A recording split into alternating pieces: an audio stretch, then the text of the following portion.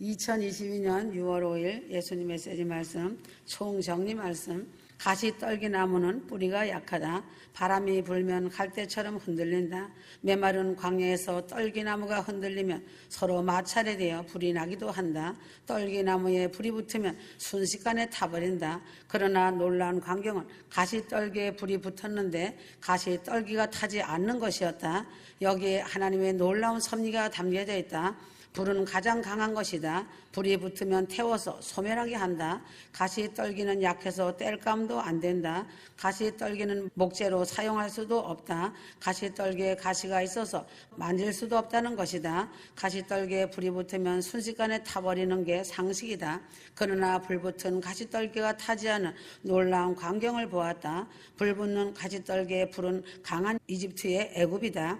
가시떨기는 노예 생활을 하는 가장 약한 히브리 민족이다. 히브리라는 뜻은 고향을 떠난 나그네이고 광야를 헤매는 방랑자, 멸시당하고 차별받는 인생을 의미하는 깊은 뜻이다. 불같이 강한 애굽이 가시떨기 같은 히브리인을 불태워 없애려고 하였다. 그러나 모세가 본 가시떨기는 불이 붙어도 소멸되지 않았다. 가시떨기에 불이 붙었으나 가시떨기가 타지 않았던 것처럼 하나님께서 이스라엘 민족을 1948년 독립하는 나라가 되게 하셨다. 마찬가지로 하나님께서 대한민국을 이스라엘처럼 사랑하신다는 것을 알아야 한다.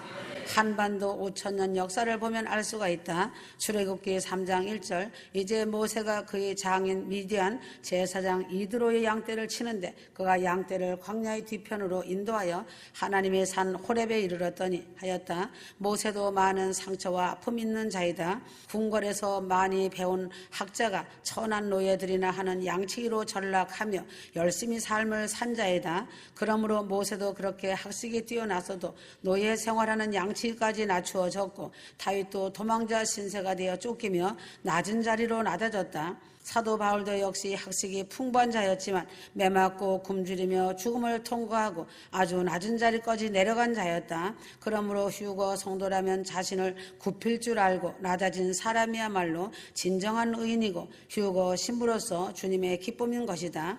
그래서 성경에 미련한 자를 들어서 지혜자를 부끄럽게 한다고 한 것이다.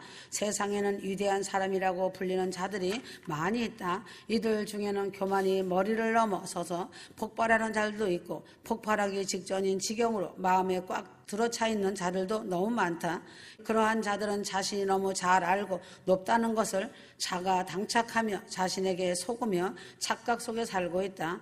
자신에게 속는 것은 사단의 속임수에 넘어진 자들이다. 바람이 불어도 이겨낼 수 있다고 생각하며 사는 교만한 자들이다. 그러나 이런 자들은 끔찍한 폭풍이 불어 닥치면 그러한 나무들은 속이 비어 썩어 있기 때문에 뿌리채 힘없이 뽑혀버리고 만다. 그러나 겸손한 갈대들은 몸을 숙였다가 다시 몸을 일으키지만 그들은 착각 속에 사는 자들은 똑똑하고 잘났다고 맞서다가 큰 파국을 맞게 되고 실패작이 된다. 모세는 갈대와 같이 자신을 낮추고 숙일 줄 아는 자였다. 모세는 장인인 이드로 양머리를 이끌고 하나님의 호렙산을 여일하게 한결같은 마음으로 오고 가고 하였다. 이것은 휴거 성도들에게 매우 중요한 마음이다. 시간을 계획적으로 잘 운영하며 살아야 한다는 것을 배워야 한다는 것이다. 모세는 시간을 체계적으로 경영하며 성실하게 삶을 살아왔다. 그의 성격은 아주 엄격하기도 했다. 모세는 자신에게 맡겨진 일에 충실하게 마음을 다하여 삶을 산 자이다. 하나님은 게으른 자들을 제일 싫어하신다.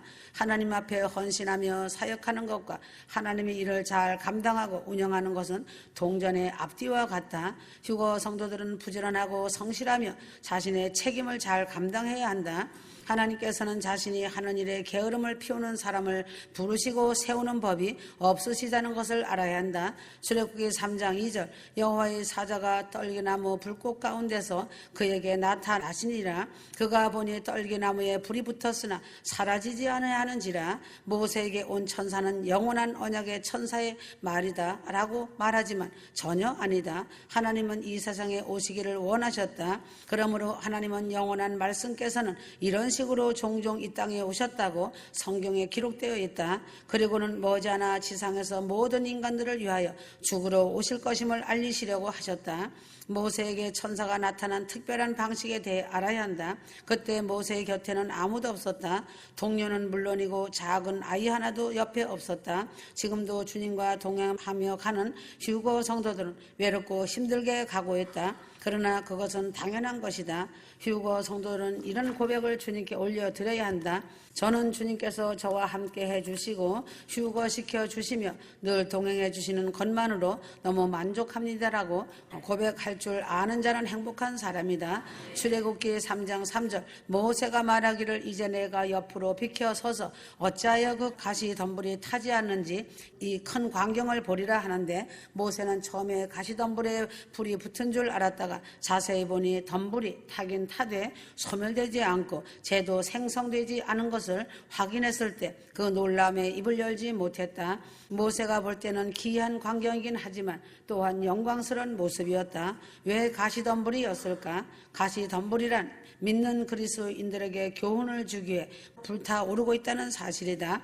타오르는 가시덤불이 모든 시대가 끝날 때까지 신부된 교회와 각 그리스도인들을 나타내는 중요한 상징으로 남을 것이다.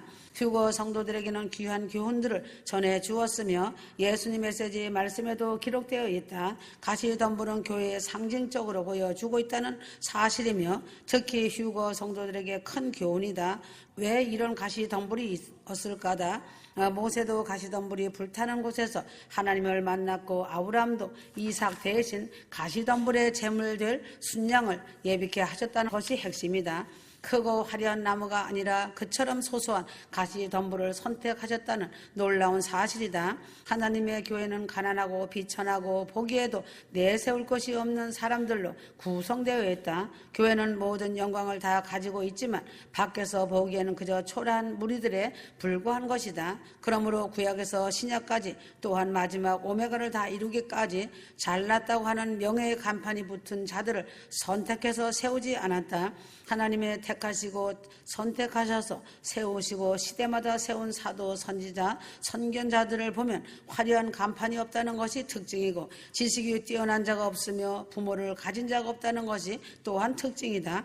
하나님의 손에서 모진 훈련되어진 자들이다. 이들은 시대마다 세워서 하나님의 아름다운 그릇으로 청지기 사명을 감당하였지만 그 속에는 말로 다 표현하기 어렵고 고통스러운 그들의 삶이었다. 참으로 가시덤불처럼 엉킨 속에서 모질게 훈련되었다는 것이다.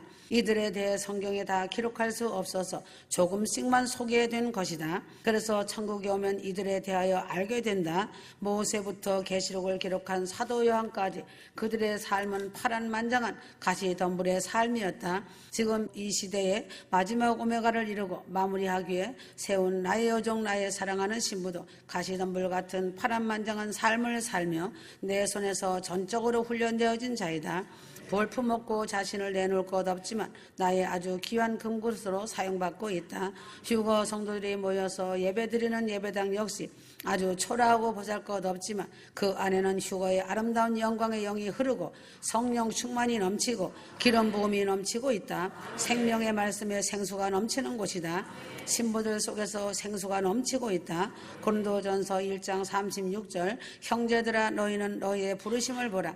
부르심을 받은 자들은 육신을 따라 지혜로운 자가 많지 않고 권력 있는 자도 많지 않으며 좋은 가문에서 태어난 자도 많지 아니하니라 하였다. 그러나 모두가 하나같이 다 그런 것은 아니다. 이 중에도 부한 자도 가끔은 있다. 부요함을 얻은 자는 하나님께 감사를 올려드려야 한다. 몇 배나 더 감사하는 마음을 가져야 마땅한 것이다. 가시덤불은 절대로 불타지 않는다. 하나님의 백성들은 언제나 나지막하고 초라한 가시덤불에 불과하다. 예수 그리스도는 한없이 풍성하지만 주님의 교회는 더없이 초라하고 가난하다. 당연한 것이다. 그리스도께서는 세상을 혼돈스럽게 하시기 위하여 의도적으로 이렇게 하신 것이다. 하나님이 세상을 심판하시기에 이 땅에 다시 오실 때 억만금을 지니고 살고 있는 수많은 사람들이 저주를 받아 영원한 불못으로 던져지고 그리스도의 교회된 신부들은 영원한 부요를 상속받는 일이 일어날 것이 확연하게 눈앞에 와 있다. 그러나 이 지상에서의 신부된 교회들이 그저 불에 타는 가시덤불에 불과하다는 것이다. 가시덤불은 절대로 불타지 않는다. 불타는 가시덤불은 그리스도의 신부된 교회가 세상에서 불같은 시험과 여러 가지 고통들로 가시덤불이 타는 듯한 고통을 받을 것이란 사실을 교훈하고 있다. 우선 그 가시덤불은 그 당시 이스라엘과 그들의 신앙 상태를 나타내는 살아있는 상징과도 같았다. 그들은 쉴 수 없이 벽돌을 만들었고 그리하여 벽돌 굽는데 필요한 불길은 한시도 꺼질 줄 몰랐다. 주님께서 말씀하신 것처럼 이스라엘은 가시덤불이 불에 타는 듯한 노예 생활을 통해 불같은 시련을 겪고 있는 상태였다. 지금 이 시대에도 휴거를 외치고 휴거의 나팔을 부는 신부된 교회들은 핍박과 조롱을 받고 있다. 지금도 천국을 향해서 올려지는 기도의 절규이다.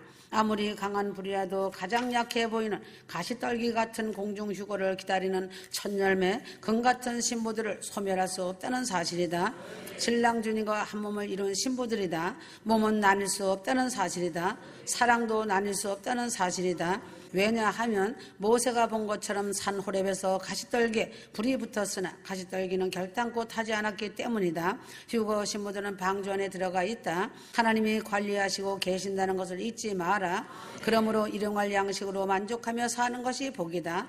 대한민국에 대하여 알아야 한다. 대한민국은 전 세계에 전례 없는 독특한 태생을 가진 국가이며 민족이다. 수천 년 전 하나님이 친히 언약을 맺었던 이스라엘 백성들이 1948년 이스라엘을 재건하면서 아모스 9장 11절에 15절 말씀이 성취되었다고 선포했었다. 그러나 기도를 한 것은 아니었다. 오직 전 세계에서 대한민국이 유일하게 예수 그리스도의 이름으로 기도하면서 건국되었다. 1948년 믿든 믿지 않든 모든 국회의원들은 자리에서 일어나 함께 기도에 동참하였다. 이 기도를 이루는 기도 제목은 크게 세 가지였다. 민생복락 남북통일 세계평화였다. 민생복락을 주시면 남북통일과 세계평화를 이루겠다고 한 것이다. 즉흥적인 기도를 했던 사람은 그 당시 이윤영 국회 부의장이었는데 그는 목사였다. 다시 말해 그의 기도는 남한을 잘 살게 해주시면 북한의 자유를 확산시키는 통일을 이루어 남북이 하나 되어 세계 복음화를 이루겠다는 대한민국의 미래 청사진을 제시한 대한민국의 언약이었던 것이다. 이 기도는 지금도 국회 속기로 제1호로서 역사에 남아있다. 대한민국의 하나님과 언약 속으로 영원히 들어가는 출발선이 되었다. 지난 60년 동안 남한은 이 언약의 기도 아래 세계가 놀라워하는 최고의 성장을 이루어내었다. 이승만 대통령은 틈만 나면 하나님 앞에 무릎 꿇어 기도하였다. 그 후 또한 박정희 대통령을 세우시고 그에게 지혜를 주시고 짧은 시간 내에 산업화와 민주화를 동시에 이루어내어 양적으로 질적으로 민생 복락을 누리는 기적의 나라로서 급부상하면서 인정을 받게 되었다. 이 일은 사람의 힘으로 할 수 없었다. 하나님이 한 민족의 건국의 아버지들이 맺었던 언약을 기억하시고 그 기도에 응답해 주시고 고센 땅으로 큰 축복을 주셨다는 것이다. 그러므로 건국의 아버지들이 누리지 못한 민생 복락을 지금까지 누리고 있는 대한민국 민족이 되었다. 특별히 기독교인들은 건국의 기도 속에 맺어진 나머지 언약 조항들을 지켜야 할 책임을 지고 있다.